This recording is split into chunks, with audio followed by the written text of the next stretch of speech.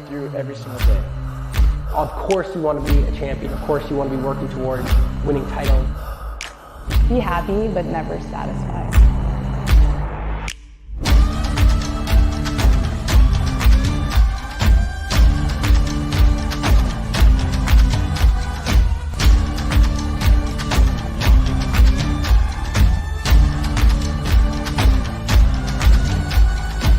Better than ever.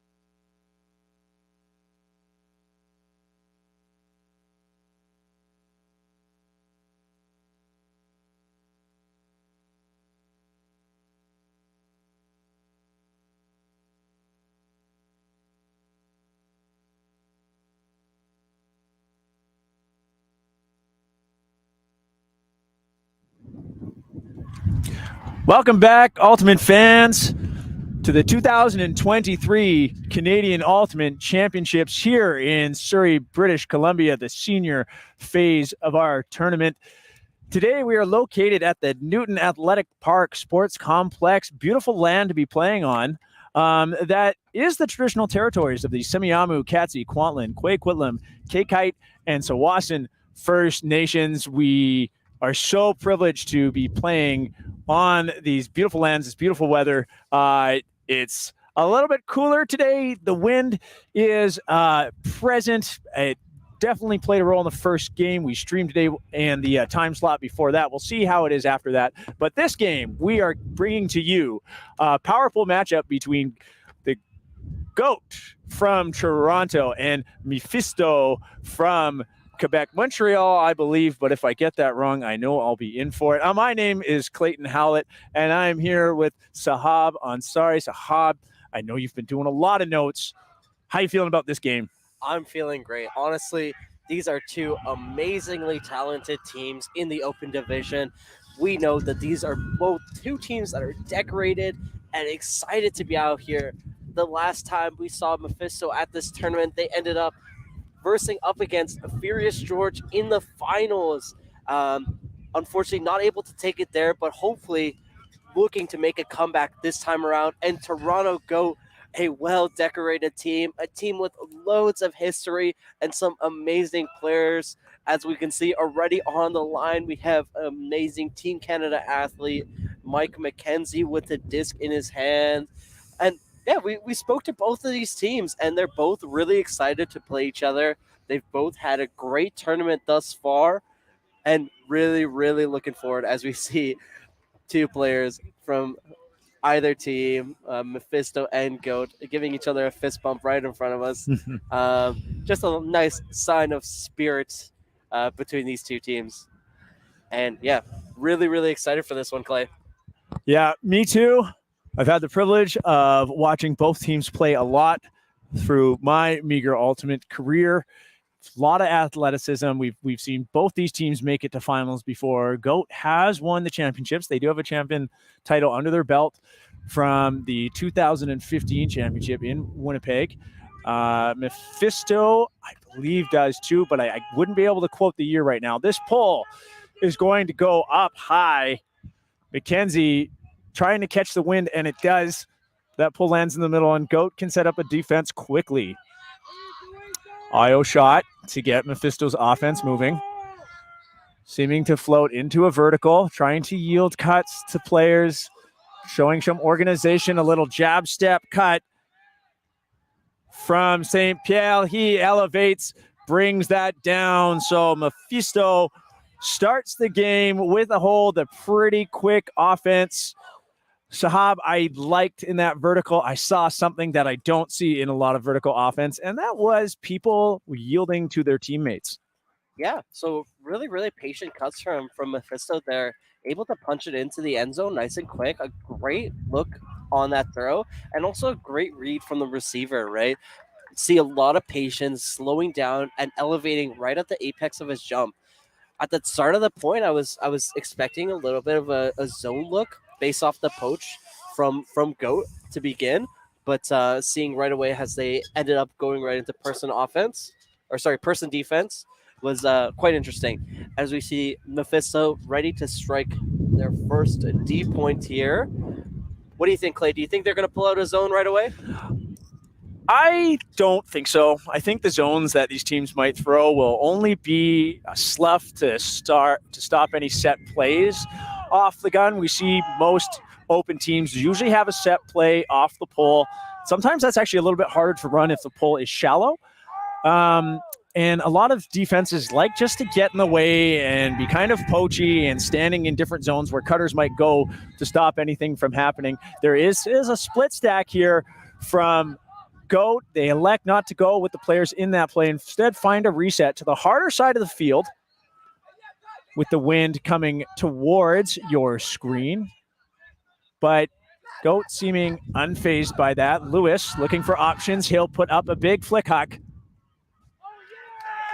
And number 11, Jonathan Edwards, easily runs that down. We did see the wind starting to push that disc's edge into the turf, something we've seen a lot of, Sahab, a lot of at this tournament with this Willie wind. But Edwards probably knew that was coming, and he turned on the jets to get there so he could get both his mitts on that disc. Great closing speed from Edwards there, right? And a great throw from Lewis. It's not easy to make that throw. And like you said, when it does get a little bit too edgy, that disc is going to come straight down.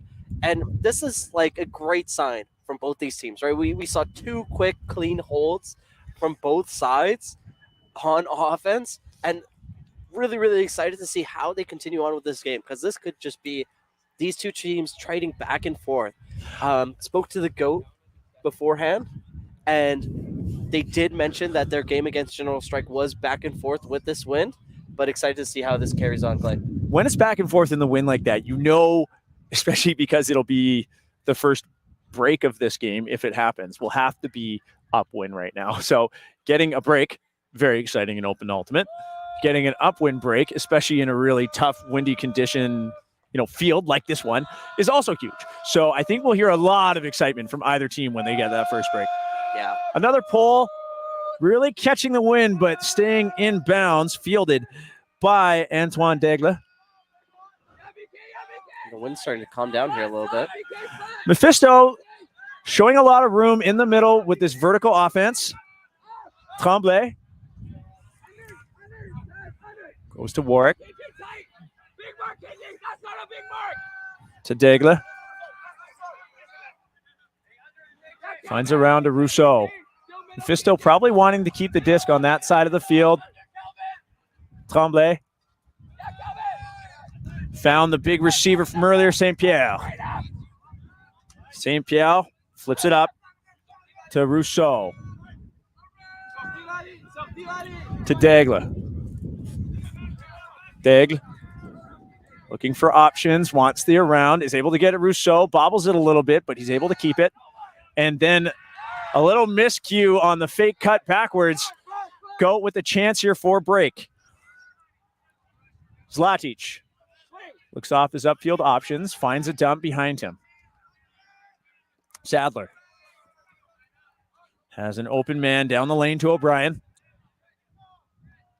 A quick pick called there. See a lot of pick calls in vertical. Sahab, it is difficult sometimes to know where your teammates are, and you get checks running into each other. Yeah, especially in this open division, in this quick pace as we carry on with the game. O'Brien finds the around to Jay. Jay's pass high caught in the wind. So Wild Goat was in the red zone with a chance for a break there. Mephisto will get that back. Rousseau. That's definitely a gift for Mephisto. Oh, most definitely. Looking Huck, but throws the fake. Dagla instead finds the IO break to Rousseau. Rousseau is going to put that up.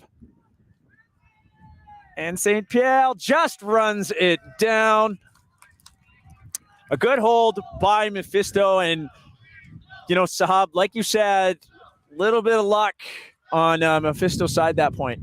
Yeah, definitely a gift for Mephisto there. The wind picked up that throw around from Goats, and it just ended up sailing over the heads of the intended receiver. And great closing speed there from the Mephisto cutter, able to chase down that big Huck all the way downfield, right? And this wind has been on and off this entire game, Clay, as we just getting into the fourth point of the game. Yeah, and you mentioned that closing speed from St. Pierre. That's going to be so important in this game, is players getting to the disc directly under it so that they can make the easiest catch possible. We saw in the junior phase of our tournament. We've seen it in our streamed games and frankly, all of our time slots in the rest of the tournament. Teams, they strike, they run down the disc quite often, but then they tend to say, okay, I've beat my check. I'm just going to jog onto this. And suddenly the wind shows up and just pushes that out of their reach. But I think we're seeing two teams here of a caliber that are not going to allow that frequently. So they have the experience to get there fast. Yeah. Lalone Landry's pull will land in bounds, and it's going to roll a bit. So Coates able to get on top of that right away and get a pass off. Comare has McKenzie underneath to Edmonds. Edmonds doesn't like his up the line looks. He's going to get an easy reset, a hard reset, I should say, to McKenzie, but McKenzie fighting through that contact to grab it. Paula's back to McKenzie and around to O'Donnell. Looks like there's a call. Not sure what. I'm believing a pick or a push off. So Salvas is trying to explain what happened. It looks like he believes that O'Donnell should keep that, and it's going to come in on one. Yeah, definitely hard. We didn't see any pick hands go up. So McKenzie back to Salvas.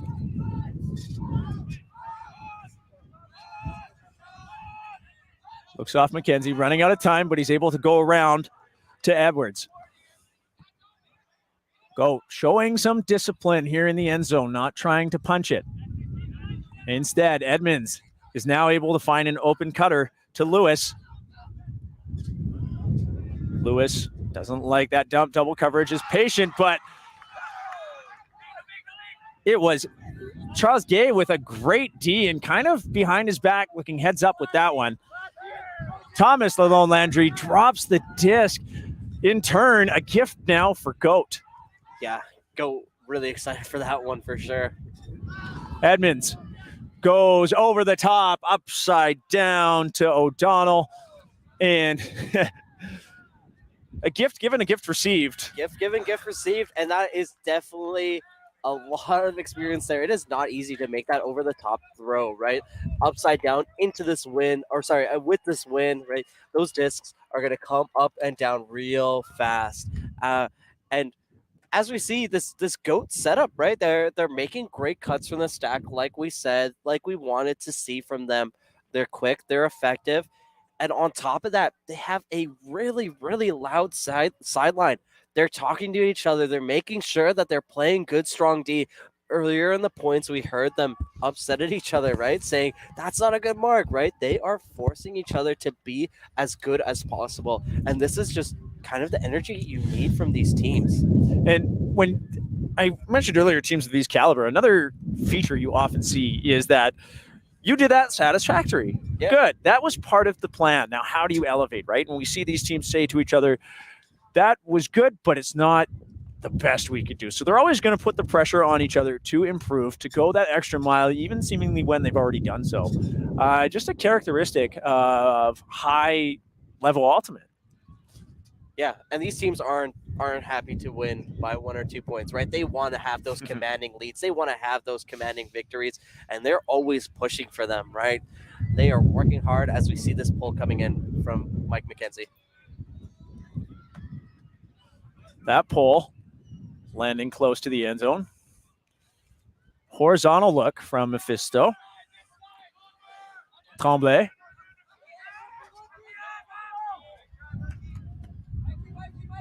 Mephisto doing a good job here of working it around to the harder side of the field. Daigle, his pass is on the inside of Lacombe Burgoyne. And Goat now in a great position, about 30 yards outside of the end zone, just in front of half. Little tic-tac-toe between Huynh and his handler core. Jeff Powell with the disc. Finds a cut of the front of the stack to Carroll. Carroll finds a reset. Getting up to the side of the field where the grandstands are. The wind is coming from behind the grandstands to us. So more of a favorable position laterally right now. McKenzie. And there's a pick down field as Carroll started his fakes. Once again, vertical offense, not uncommon thing to happen, but there is a bit of a discussion ensuing down the field about whether or not that was a legal pick call between the Goat and Mephisto players. So they'll work that out. Seem to have the stall is going to come in at 2. Andrew Carroll with the disc. As we see Jason Huynh set up right in front of him, ready to make that cut. Oh, and Carroll's pass was kind of telegraphed, I would say. It looked like Daigle saw that coming, but a strip is called. Daigle doesn't seem to disagree. So Lewis now directing traffic a little bit. Lamb to Huynh. Huynh goes around to McKenzie. McKenzie doesn't like the up the line look. Will dump to Lewis. Lewis goes over the top to Huynh. Carroll cycles into the stack, comes back out for a reset. Huynh takes off. McCray getting involved. He's able to throw that backhand to McKenzie. Our first break of the game, and you see the energy from Goat in achieving that monumental kind of upwind break, Sahab. Yeah, and I personally think that is the only valid time you should be allowed to spike, right? I see a lot of teams spiking on 0 points. I see a lot of teams spiking when they score downwind, but this is the only time where it seems reasonable, right? It's a break point that you scored upwind nonetheless. It is not easy to do that. And so getting your team fired up after that is definitely necessary, right? You see a lot of great movement from these players like McKenzie, like Huynh, right? Really, really quick back and forth, able to move it up the field effectively. Do you tell your juniors when it's appropriate to spike when you're coaching? Personally, I'm sorry. Coaching in the women's division, I don't see very often. I don't see spikes. But I do love a little bit of hyping each other up and some soft spikes. I hate it when they warp the disc. Yes. And I try to get them to stay away from that. You know, soft spikes, giving them a nice little tap in the air, a little bit of flip. Try teaching them the elevator, where that's where you flip it from one bottom hand to the top hand and get a nice little catch there. Oh, that is a stylish one. Yeah, definitely a stylish one. Try to get them to avoid the spike it directly into the ground and warp it. The score, 3-2. Goat with the first break of the game. Now, I like the term driver's seat here. Goat is definitely in it because now as they pull on D-line, Mephisto's going to be forced to work the disc in a much more difficult direction thanks to the conditions. Rousseau with the disc, seeing a sloughy zone look here from Goat. It is a zone. They seem to be forcing straight up. They want the Mephisto players to take those lateral shots and eventually get frustrated, go upfield, and then snack on that. Rousseau is able to do a little tic-tac-toe with help from Quinlan, and then Goat gets that turnover they wanted after the disc is moved forwards, what they were looking for in their zone. An IO shot is broken up by a big layout from Kevin Quinlan. But the disc not in a great position on the field if you're Mephisto here. They don't seem to mind getting the disc to move quickly. And go with their set here. Lacombe Bourgogne back to Rousseau. Lacombe Bourgogne doesn't get that pass from Rousseau. Rousseau looking for options. Finds Quinlan. Back to Rousseau. We've just seen tic-tac-toe between just a few players here. Goat doing a good job of really locking them down. They've pushed them into their end zone. This is Callahan country if you're Goat. Lacombe Bourgogne looking for options, goes to Rousseau. Back to Lacombe Bourgogne. Mephisto showing composure in this risky part of the field. They are able to get it out of their end zone. Lacombe Bourgogne finds a hole, and now Mephisto's off to the races. Here, the melt call to match defense from Goat. Warwick gets that to Quinlan. He'll flip that to Rousseau. Quinlan, vertical offensive stack now from Mephisto. That's aired out for Lacombe Bourgogne. Goat in the area. They don't see it, and Lacombe Bourgogne just cannot bring that in as it was caught in the wind. Mephisto signaling they're going to force towards the close sideline on your screen at the bottom.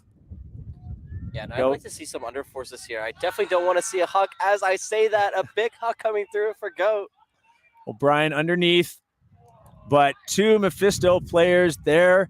It seems to me that O'Brien called a foul because there is a discussion. It's a tough one. It was into double coverage. I expect, based on the body language of the players, this to go back, but we might get an observer ruling. I'd like to say, while I see observer Nathan over there, he's not trying to insert himself into the play right now. There's been a big misconception about why is the observer there right away? Well, it is really helpful for the observers to have context, to hear the discussion between players that should they be asked for a ruling, they don't need to interview everybody and figure out what's going on. Instead, our observer staff is going to have the information they need. So if they're asked for a ruling, they'll get it. Observer Nathan does signal foul contests, or foul no contest, excuse me. So the players coming to an agreement after some discussion. O'Brien being told that he has to tap the disc in live from where it lies. He can't bring it up to the line to make the disc live. So Mephisto has a chance to sort of mark up on defense here.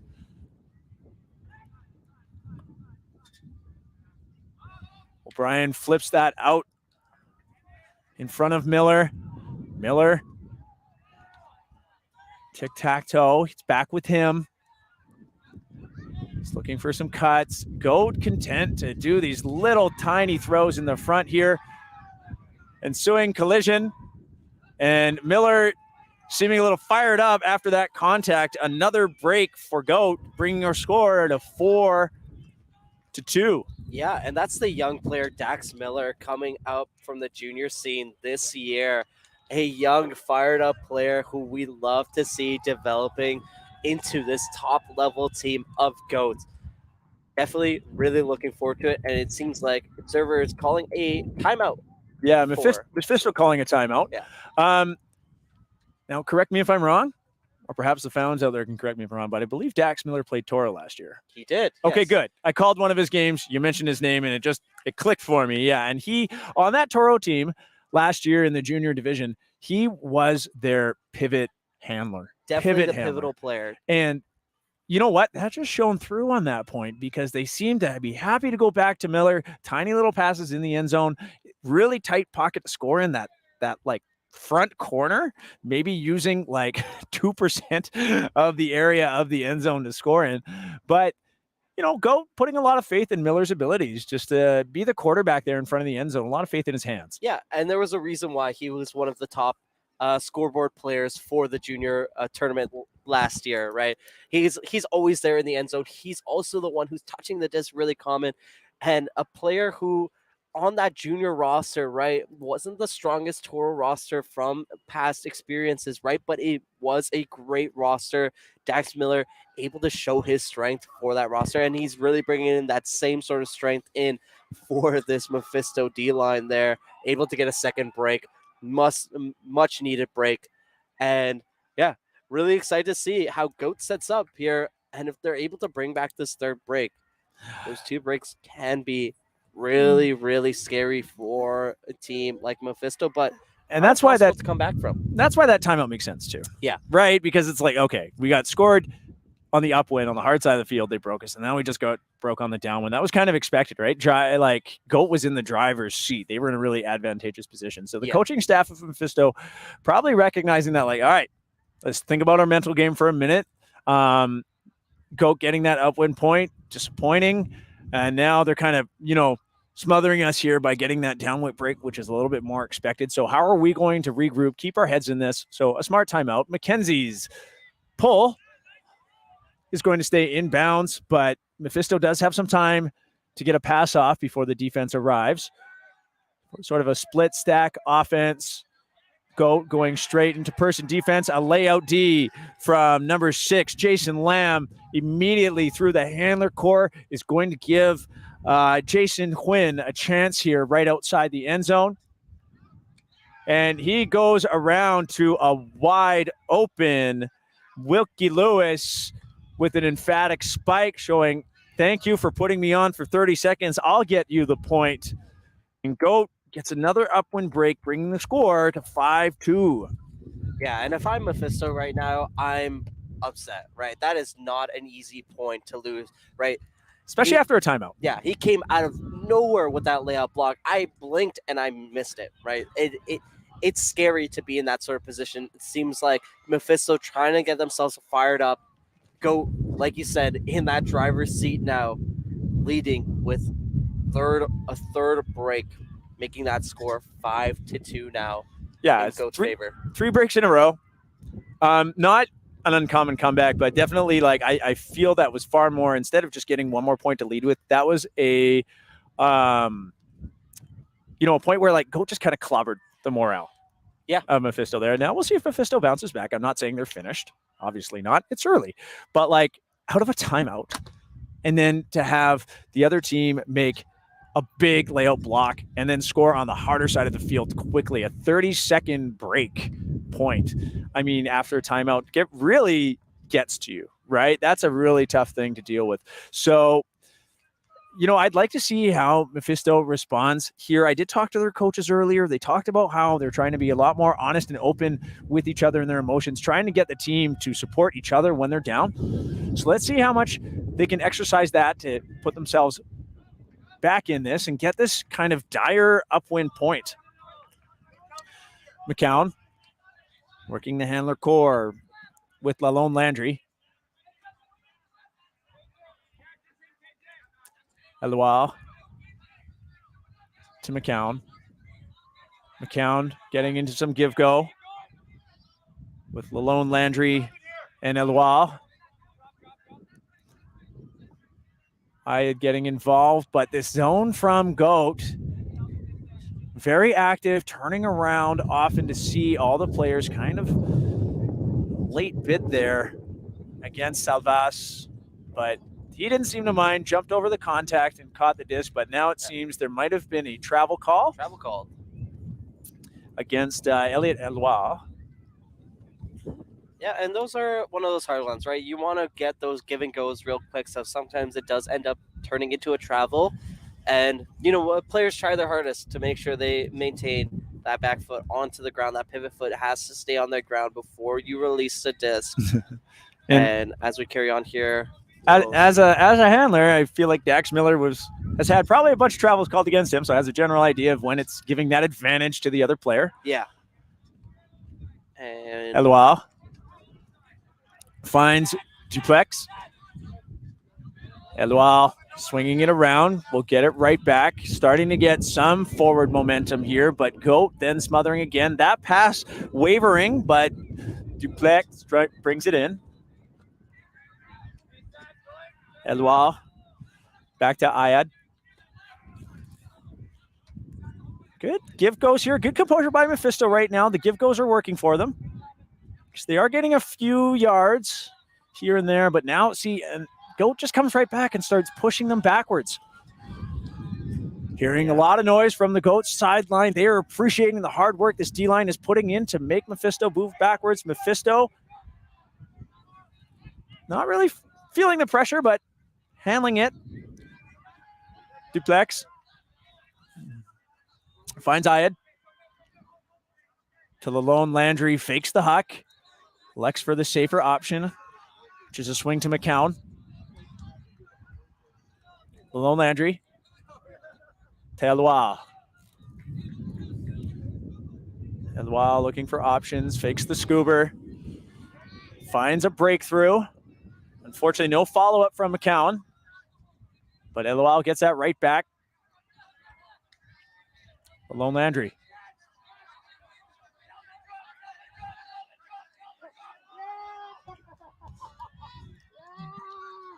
Finds Tealoa. Thomas Lalone Landry.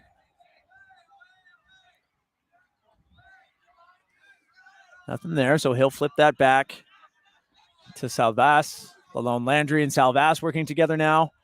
And this goat zone is starting to get a little bit tired now. Yeah, but they've still kept Mephisto behind half here. Mephisto has not broken past the halfway mark. I mean, that is half of the battle for this goat D-line. You hear that goat sideline just pumping their players up. Keep working hard. Keep working. Now you've got them back behind their brick mark. They're just outside of their end zone. A big pass finds a hole to Duplex.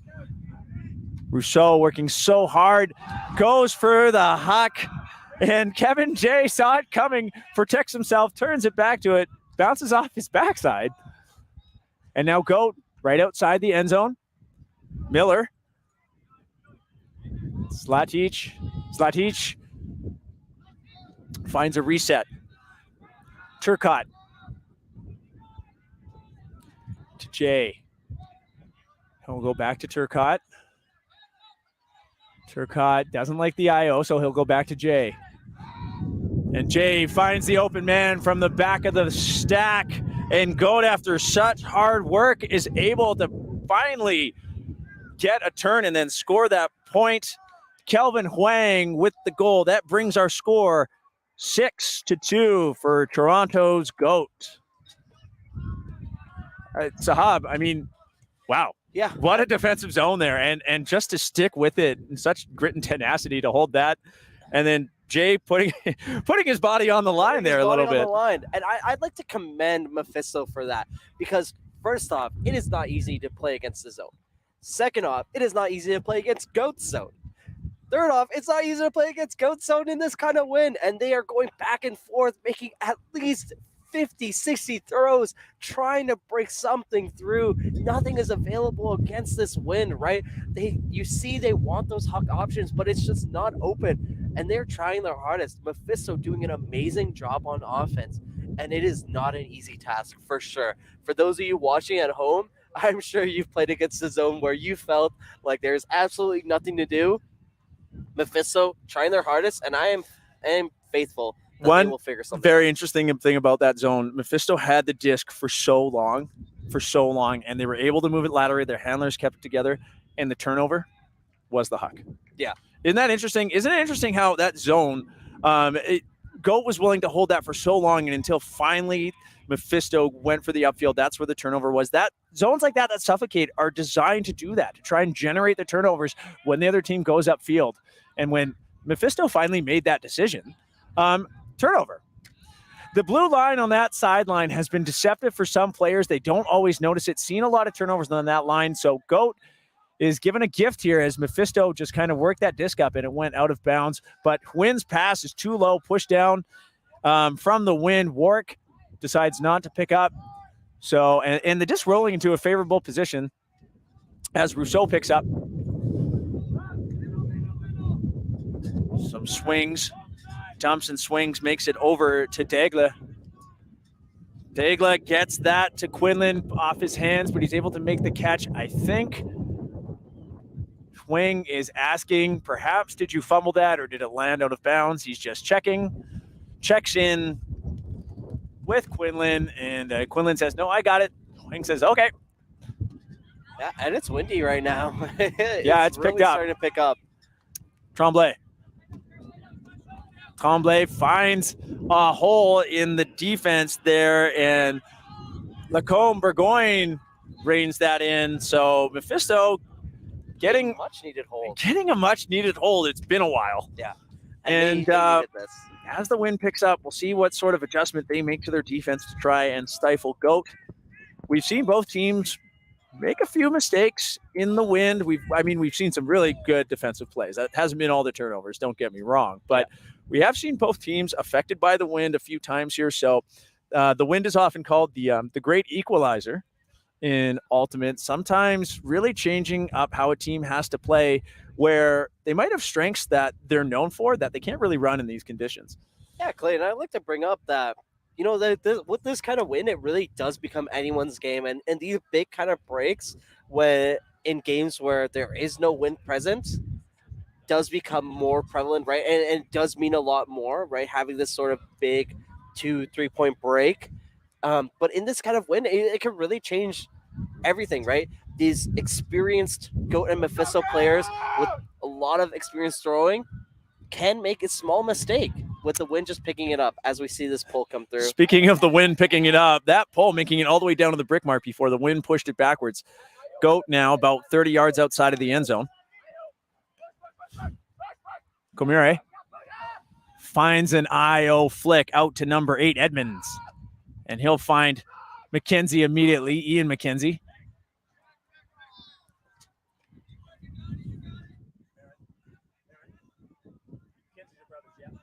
Yeah.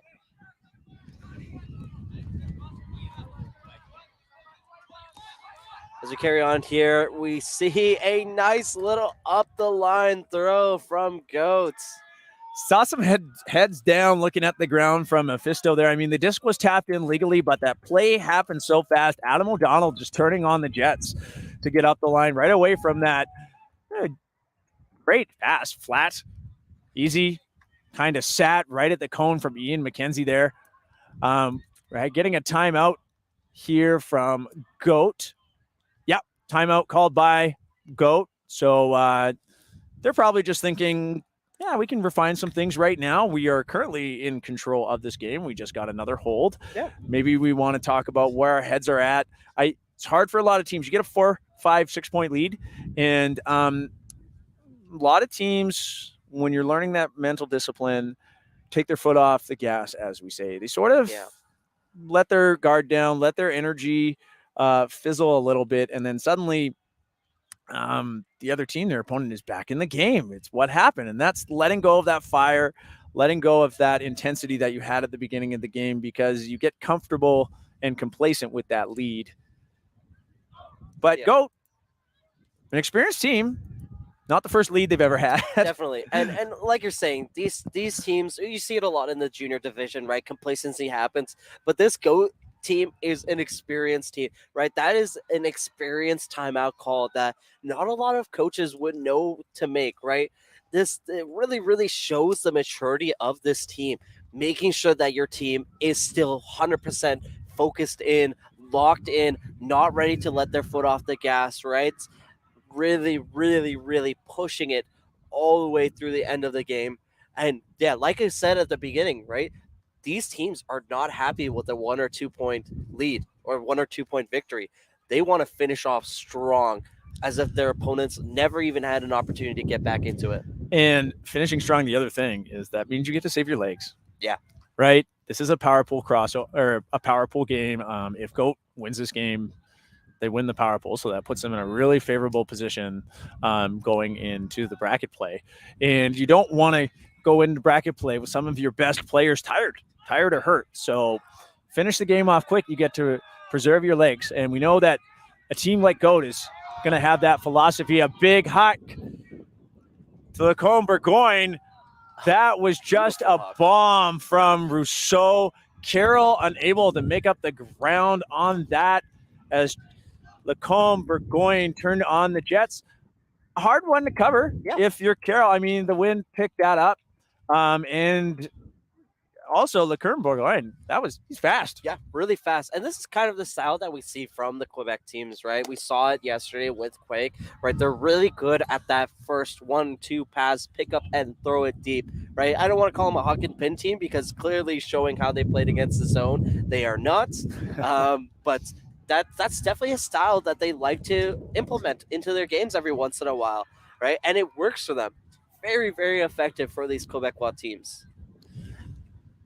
So we're seeing now Mephisto kind of getting their rhythm. I love to see that confidence in a Huck. Yeah. When you're down like that too, like you're like, no, we're still playing our game. We're still playing our style. Yeah, like you say, not getting away from it. That, right? And I want to see them carry on with that, and I want to see them keep pushing forward with that. Just let's see what they can bring out here on defense, right? I want to see them force that turnover. Right now, we've seen a lot of unforced errors happen for Mephisto's favor. I want to see them force that turnover, right? Just as Goat has been doing thus far, getting that layout block, getting those run-through Ds, as we see that pull making it right to the brick mark. Lone Landry's pull does land at the brick mark. Slough person defense here. So Goat sets up in a side stack while Mephisto's D is trying to poach in the lanes. They're trying to get in the way of where the cutters are going to be. But Goat doesn't seem to mind. Still finding open players. Ian McKenzie finds Edmonds. He'll put a pass up that was sort of soft. And Elliot Eloise is able to make a play in really important break opportunity for Mephisto. Yeah, that's the D that I'm looking for, right? That's what I'm talking about. Let's see Mephisto bring this one up the field. Pick call out of the vertical. That might be on Salvas. He is pretty open, or perhaps. You know what? I don't think it is. He just made a great cut. So the disc will stay with Salvas.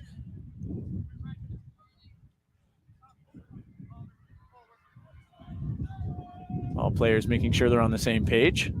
Salvas now. Finds Gay. Gay.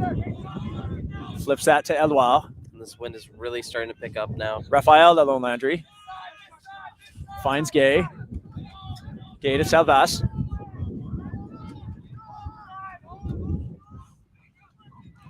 Cajon are getting involved. To Leonard.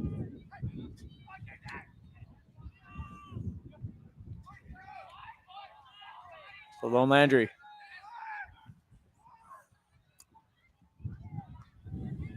Number 23 there. Yeah, the Lone Landry doing a lot of work for Mephisto, and they do get the upwind break. A much-needed break for Mephisto. They are fired up now.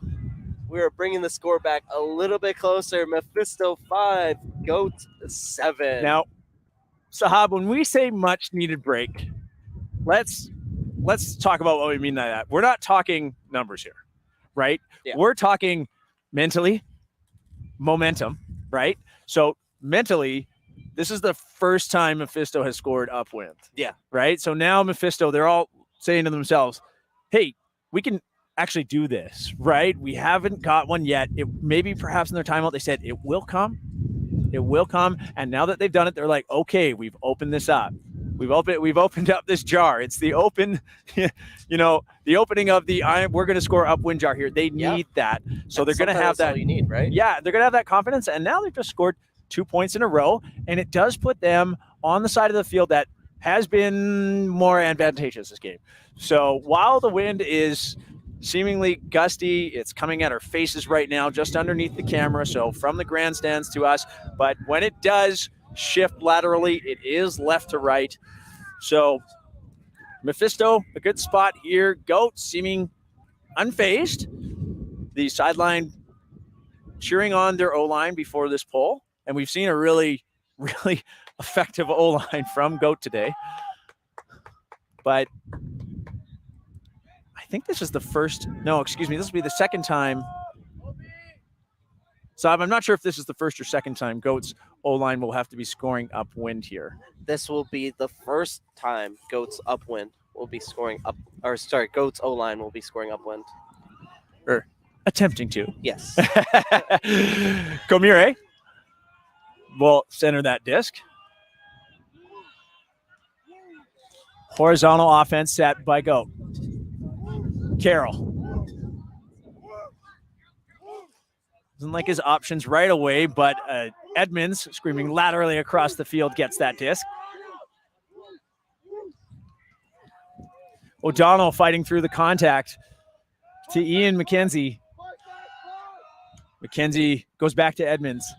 He finds a bigger round shot to Mike McKenzie. And that pass, just a little miscue. I think O'Donnell changed his line to the disc. And that pass was just on his inside shoulder, so he was effectively running away from it. McCown picks up for Mephisto. Yeah, and let's see what Mephisto does with this. Little no-look pass there. Thomas Lalone Landry finds Ayed. Ayed doesn't have much options except for a big IO flick to McCown, who gets it across the other side of the field. Lalone Landry goes for the huck, but there is a hand block by his defender. Edmonds brings the disc in, perhaps not where he needed to, but doesn't matter. He made that choice. Oh, a little bit of a push there. Yeah, big bump by O'Donnell. Seems to be a stoppage. And let's I'm not sure because, you know, yeah, the no hand signals. Not really happy about that little bump there and an immediate pushback that came through. So definitely a contact call. And yeah, this is why you're the man really with the binoculars, Sahab. Yeah. Both players really not happy about the situation that happened. And, you know, this is kind of one of those turning points in the game where it could start getting real messy real fast. And I hope I don't have to see that. And we hope that we don't have to cast a game like that. Well, you also see that, like, teams that are in the lead, big name teams like Go, once teams start pushing back against them, it can lead to a little bit of frustration, or the first time that they're facing that adversity in this game can lead to some heightened emotions. O'Donnell gets a big pass around to Lewis. Pick down the field. No foul. Alone Landry working out with him, and I hear a player from the field say, "That's tragic." And I think it was Mike McKenzie, as he felt he was wide open deep. Mike McKenzie definitely was excited to hit that strike deep. But unfortunately, Lewis the tragic calls. Finds Ian. He's looking for an option to his brother. It's not there. Instead, he'll put that out to O'Donnell, but a soft pass leads to a big layout bid from McCown. Yeah, and I'd like to see a big huck come through here from Mephisto, just as we've seen earlier, and they could attempt. But instead, an OI flick into the wind. It's pushed up, and Goad able to kind of get a big open pass and a quick flip for the hold. The upwind hold. Our score now 8-5. We will be taking half at 8. These games are to 15. For those interested, that was 1 minute before our halftime time cap would have come into play. Yeah. So halves at this phase of the tournament are 8 minutes long. Sahab, favorite thing that happened in the first half? Oh, honestly, my favorite thing that happened was that big layout block that happened right at Mephisto's goal line for Goats to get that break that they wanted upwind. That was exciting and really elevated for that.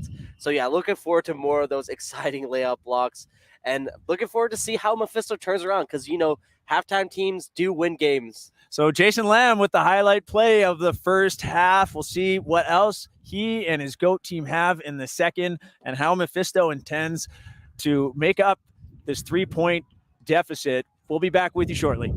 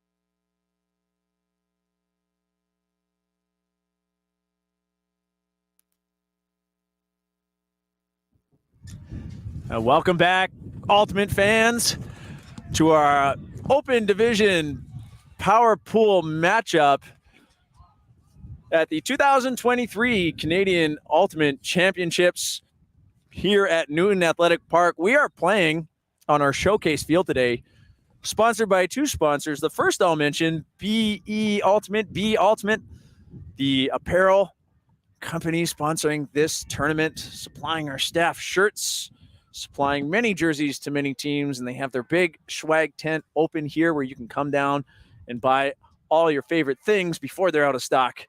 But if they are, you can check them out on the internet. They do have a website where you can order things, have them delivered.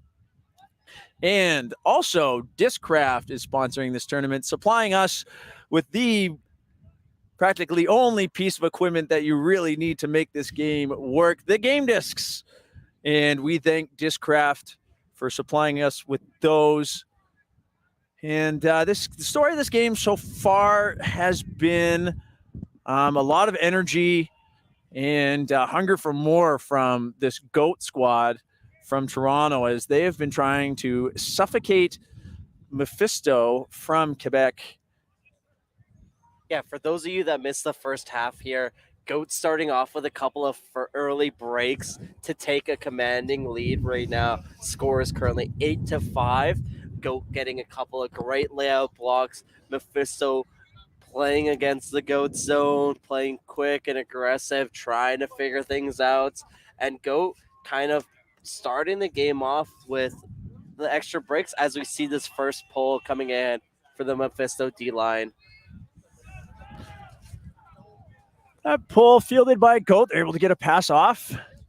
Start with a lot of open space in the middle, but instead they're just working it through their handler core. Ian McKenzie to John Edwards. Edwards looking for options, finds an up the line to Adam O'Donnell, who keeps his feet in. And a big upfield pass to Lewis. And GOAT still working it up with little pushback right now. Able to find a free reset just like that one to Luke Cormier. And he'll find a pass kind of coming from the back of the stack, shaking a cutter. I didn't quite see who that was, Sahab, but that offense didn't seem to struggle at all. GOAT's number 60, James Lewis, catching it in the end zone there. Yeah. Hard when you get those tall bodies in the way to see from down here, Sahab. So I'm sorry, Lewis, not giving you credit right away. Yeah, especially on the far end of the field, but that is some amazing quick movement from GOAT, right? Finding the open players, quickly getting those backhands back and forth, shooting the lefties as well, right? Finding the open space. And this is really the style of GOAT's Ultimate that we want to see, right? We want to see them moving the disc quickly back and forth using both ends of the field and punching it in nice and fast. That was an aggressive throw into the end zone, and sometimes those ones end up in turns, right? But the GOAT player able to keep his composure in the end zone and punching it in, right? Yeah, and these teams, I mean, with the level that GOAT plays at, right, while you're right that there are turnovers off spicy throws like that, these players are very used to that. Usually when you're making a team of a caliber like GOAT, you're someone that's able to rein in the most difficult passes. And if it's going to hit you in both hands, even if it has a lot of mustard behind it, you're usually making that catch. They're almost expected to at the level they play at. That pull, going to go visit our fans in the grandstands. Just going over top of the Ultimate Canada sign. So that disc likely will be centered by Mephisto. Looks like we're going to have Dylan Lacombe-Burgoyne pick up.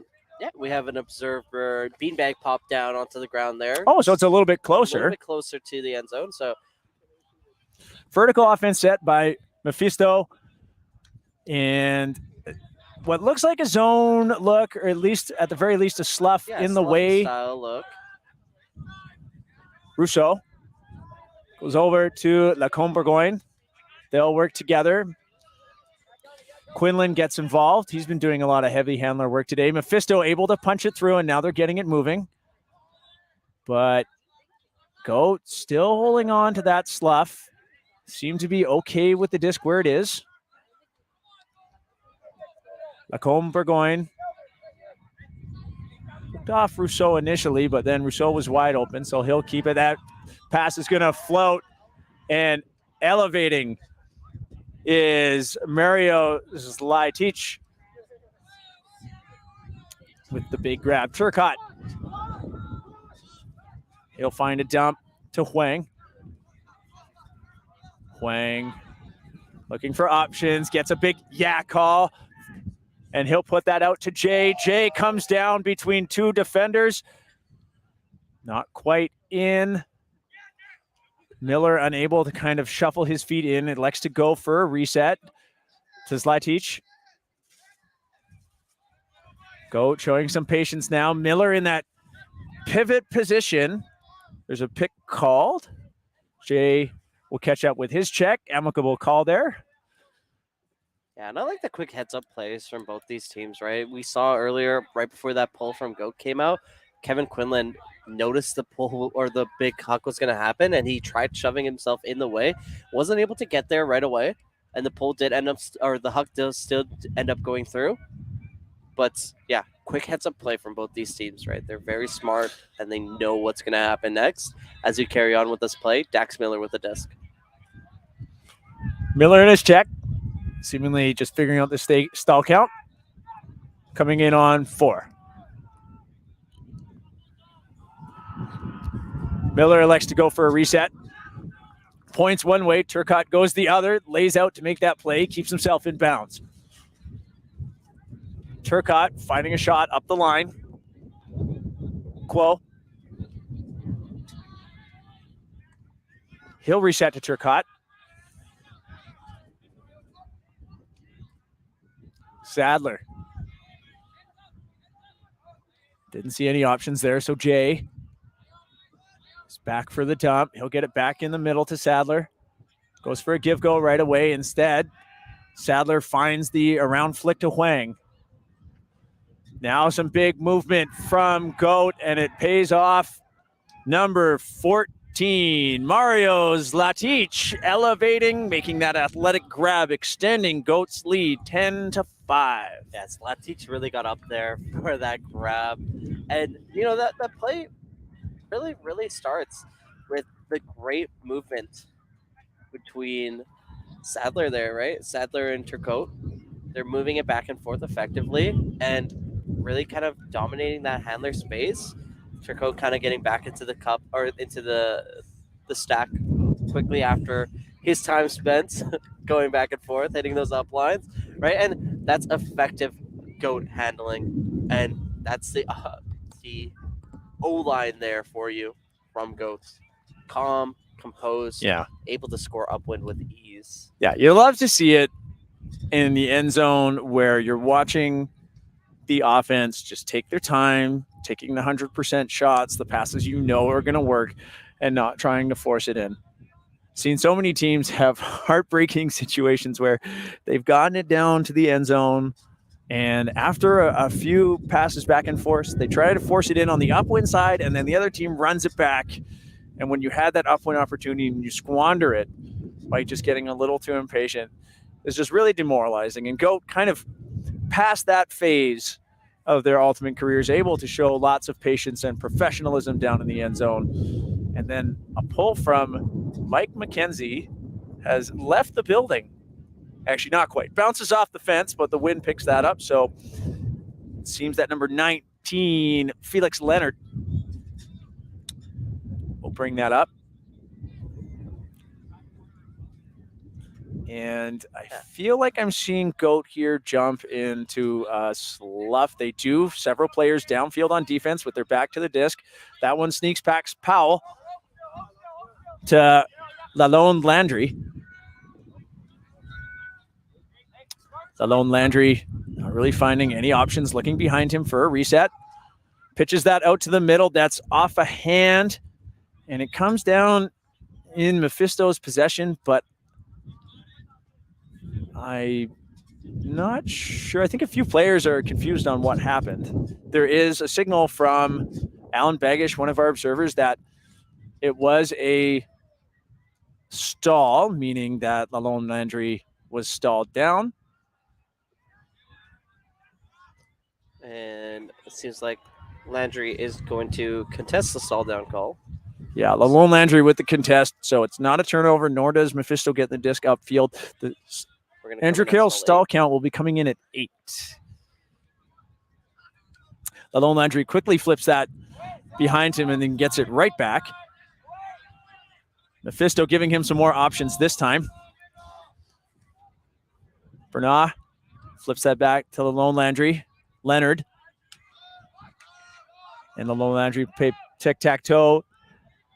Leonard finds a hole, and Cajoner turns on the Jets. As I felt that pass could have been defended, but his speed, Cajoner's speed, he's able to reel that in. And has a friendly moment there with the GOAT player. Yeah, and Lalone Landry there really commanding that offense for Mephisto, right? On every other touch there, able to find those nice inside shots to kind of break through the space that they needed, right? And correct me if I'm wrong, Clay, I did say that the previous point that GOAT scored was an O point, but now I'm thinking it might have been a D point, Clay. Oh, now you caught me forgetting too. Yeah. Well, fans, you know what happened. You can rewind. We can't.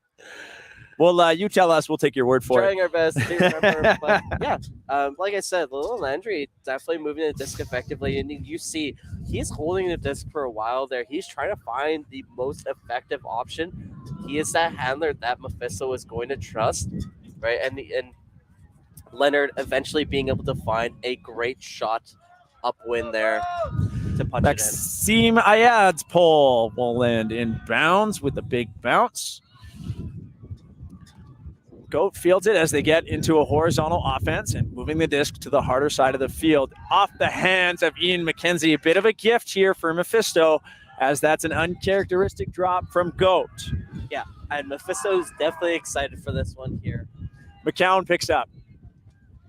Doesn't like his options off of the stack initially, and then in turn that bounces off the hands of Rafael Salvas. So Komiri taking his time, bringing up to the disc, allowing his offense to set. He's looking for options. Finds an IO to Turcotte, or Edmonds, excuse me. Edmonds finding Lewis. Lewis moves that to Edmonds. Edmonds a low throw, but Komiri is able to run that down, and he'll just go right back to Edmonds. The two playing together. Other players in the area, and that pass put far out in front of Jonathan Edwards, and GOAT with the hold. The score now 11 GOAT, Mephisto 6.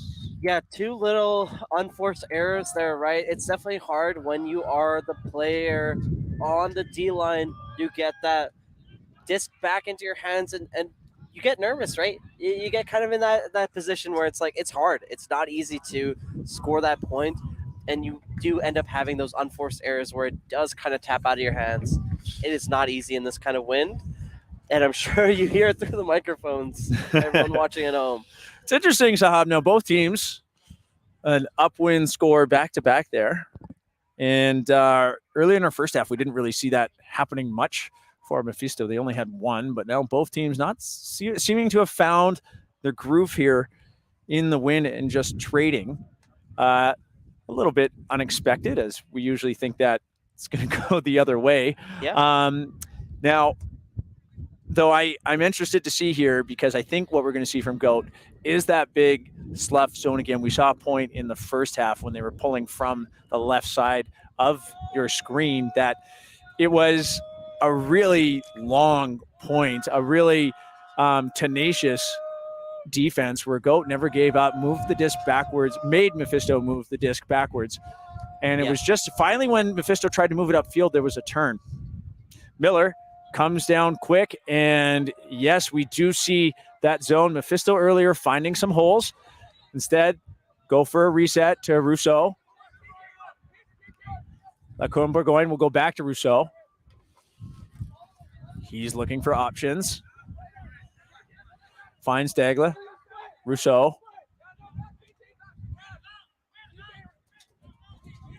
McCown now. Not left with any options. Travel call, but he'll go back, do the self-check. He flips that back to Degla. Deg has McCown. Finds Lacombe Burgoyne. And Goat able to get a hand on that. I believe that was Mario Zlatic with the D. Yeah, Indeed it was. Hands there. And Mephisto back on defense here. Turcotte. Flips to Sadler. Works its way back to Turcotte. Miller saying, I'm here. Turcotte's like, okay, I have Jay. Miller gets it now. He throws that big flick fake, lefty flick fake. Everybody buys it. Sadler is just going to air that out. And unfortunately, the soft throws in this game have been eaten up by either team. So Tremblay with the D moves that up the field. Another soft throw, but Rousseau's all alone, so he's able to hold on to it.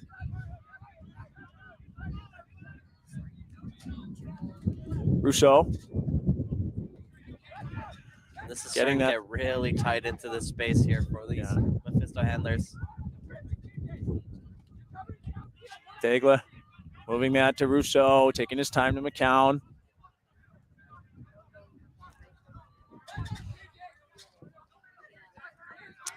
Degla finds a hole. Lacombe Burgoyne moves that to Rousseau. Wants it right back to get a give-go going. Rousseau. McCown. Mephisto just taking these little passes, finding their way through. Degla now with the disc, getting into the red zone. I hear a fire call from the Goat sideline, probably meaning a melt to match defense. Rousseau. Offhand flip to Tremblay. And his pass will make it to Sam Warwick in the back of the end zone. Another upwind hold. Not the story we saw in the first half. Definitely. And it seems like both teams have really started to adapt here. And you can see that Mephisto is definitely way more calm and composed playing against this Goat zone, right? You have these Goat players really tightening up the space, not making it easy for these Mephisto players, and they're able to find those throws. No gaps needed there, just quick, calm composure from the handlers, and that's what we want to see from Mephisto. Now as they work it downwind, let's see if they can generate a break here with their D-line. It's interesting that neither team, for a little while now, has generated that downwind break, which was seemingly an easy thing to do in the first half. The score is 11-7. This is a game where you cannot run out the clock. So we are about 17 minutes away from our soft cap. The soft cap rule is that at 85 minutes when the horn goes, the current point will finish. And in the ensuing point, we add an imaginary point to the highest score, and then the game is to that score. If the highest score is 10, the game would be to 11. So you can't run out the clock in these games. So once you get a lead, you still have to score to win. Goat quickly moving the disc upfield against a match defense. Have been using some superior speed today to get the disc moving in these situations, as Comerier is able to find Edmonds. He'll dump to O'Donnell. Back to Edmonds. Lewis working hard in the front of the stack to get that upfield pass. Doesn't like what he sees upfield. A few options. And that Hawk will sail all the way around to Edmonds. A big toss there from number 18, Ryan Polaz. And another upwind hold. I feel weird saying that, Sahab, but you know what? Both teams now showing the wind is no longer going to be a problem for them. We did see a few errors here and there, but now both teams seemingly quite confident in these conditions. And Mephisto is still in it, aren't they? They haven't got their heads down. They're coming together as a squad after every point, making sure they have their heads up, hearing the line call. Goat's energy, I would say on the defensive points, is loud. Yeah, and they're fired up, Goat, right? When you have these kind of games, you know you're in the driver's seat. But like we talked about, these kind of mature older teams, they know how to not let up off the gas, right? They know how to stay composed and not get too complacent, right? And we're seeing that from GOAT. They are not making it easy for Mephisto at any point in this game to attempt to even get a hold, let alone a break, right? So Mephisto definitely got a little bit of a hill to climb. I imagine we'll still got work to do. Yeah. And that work to do will be with what I'm thinking will be that zone, right? I think we're going to see this zone look from GOAT. Once again, Mackenzie's pull is going to stay in bounds. A little bit of a bounce. We do have a taller line here for the GOAT line, and we do have a little bit of a zone, right? A little bit Pochi style, kind of sloughing a little bit there. But McCown with the disc, I'm hearing loud shooter call from the GOAT sideline, meaning he's someone that is going to take shots. Watch out for the huck. Dyke's throw is a little too shallow, and Carroll's able to run onto that. That pass up the line, though, a tight one to Jeff Powell, and it goes off his hands. Kind of had to toe the line and make the catch at the same time. A floaty pass from Tom Blay sails in the wind to Mephisto as they get the upwind hold. I believe thanks to Antoine Rousseau bringing that in. The score now 12 for GOAT and 8 for Mephisto. Yeah, and this is one of those moments where we'd like to see a break from Mephisto, right? They're in the driver's seat, like we said, but it's been hard now, right? Both teams have been comfortably scoring upwind. They're understanding how to play against this wind now. They know what to do. And even these zone looks that both teams are putting up against each other aren't really working, right? Both GOAT and Mephisto have been able to hit those around throws, hit the quick up lines, go back and forth between their handlers, and really, really effectively use everyone on the field. Sorry, go ahead. Yeah, I was just going to say, I'm wondering how Mephisto is going to adapt, change, or throw something at the wall here to see if it sticks. You're down 4 points, right? And like I was saying earlier, GOAT has to score to win. It's not like you're going to run out of time. But when that cap does come on, it means that GOAT, since effectively they have the lead, is only going to have to score one more point where you're going to have to score 5. So I wonder what we're going to see from Mephisto here to try and shake things up, as GOAT just seems to have the confidence to keep moving it up the field. And it looks like they're going to poach in the handler lane. Doesn't seem to matter as it moves around to Edwards. Edwards goes to Ian McKenzie. Ian will go back to Edwards. Go working it through the middle. Shallow passes. O'Donnell will swing that around to Komire. Komire quickly tells O'Donnell where to throw it. And GOAT's able to get a big huck off of that disc movement. Lewis elevates. And number 15, Luke Komire, showing his wheels left wide open. Seemingly easy score there for GOAT. The score 13-8. Yeah, and GOAT really using the advantage of the height that they have this game, right? Player like Lewis in the deep space with that height, with that vertical, able to catch it in the deep space quite easily. But I don't want to count Mephisto out, right? We did see this kind of lead yesterday from a familiar team, both from Ontario and Quebec, right? Quebec was down a couple breaks, able to come back when that horn blew, right? So I don't want to count out either of these teams. Still anyone's game, and GOAT cannot let up at this point, right? They're still going to have to push through, and they still got to stay fired up. And it's not easy as a coach to make sure that your team is staying fired up. I think the GOAT management and the GOAT coaching staff is doing a good job to maintain that composure for the team. They've also had such a good sideline presence as a whole team. I mean, that could be the coaches, giving all their players on the sideline a poke. Like I spoke to Coach Patrick earlier, and he did tell me they were having a good day. And I haven't seen him, though, do – let me make sure I say this right. I haven't seen him do much work on the sideline, but it's because he's done the work at practice, right? Yeah. He's let his players know that they have to be active, they have to be loud, they have to be an active sideline, so he doesn't have to do it for them. And GOAT is. Just off this pole, we're hearing a loud cheer as the GOAT defense comes down in that zone. We've heard about a lot today. McCown hitting the ground to keep that alive. He has a big flick fake, but no options really there. Instead, we'll scuba it over the top to Rousseau with a neat big hook unsheathing of the sword scuba. Rousseau will move that to Daigle. Rousseau looking for options. Lacombe Burgoyne has been in the back today a lot for that reset and working these give-goes with McCown and Rousseau.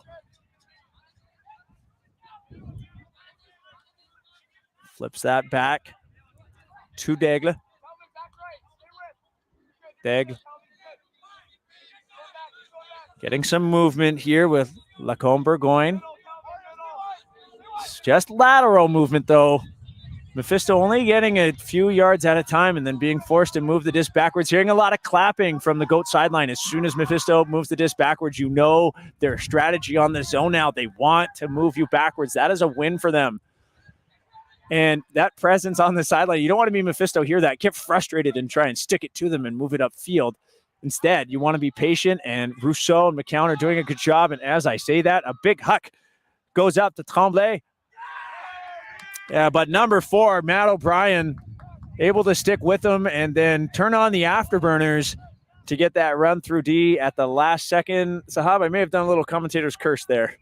Oh, it's not easy. I mean, we saw the Mephisto player trying to keep up with it, but he's in that kind of awkward position where the disc is starting to slow down and it allows the defensive player to catch up, right? Even with those extra yards, when the disc starts to slow down, it's not easy to finish off there.